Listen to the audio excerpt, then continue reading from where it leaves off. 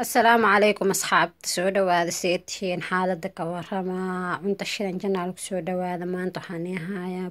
tinta alaab lagu qurxiyo oo beauty oo agoolka daawo u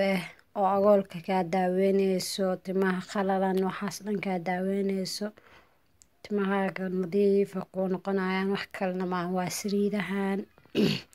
saliidan aa u jeediin waaye asxaabey saliidan waa u jeediin waan intusinaa waatana si fiican u fiiriya waa taasaa si fiican screenshot ka qaadi kartiin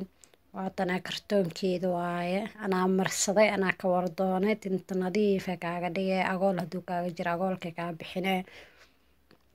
maasha allah waaye 7 beri aa marsane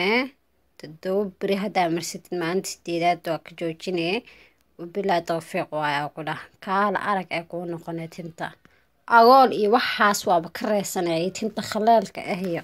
وحاس لو كلا سنة سليدة نصيدة وكلا أيضا ولا استعمالها لو ده تاهي شيء استعمالي كرتا أما تاس مركي هورا أكو تسينا أو كرتون كوضطو أما مدان وأجيدين ما شاء الله مدة كلا أصحابي تنتا وحرف رفك إيو قوة إيو خلالك كدقا وحكا لماهن أقول هداي جيرو أقول ليه هاي agoolka waaye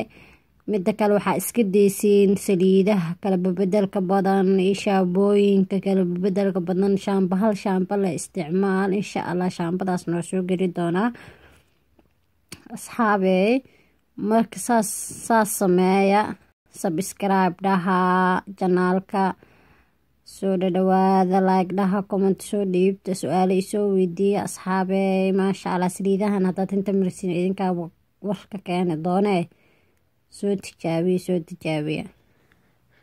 soona dhadhawaada saliida agoolku fiican waaye oo tinta qalalan u fiican oo maasha allah waaye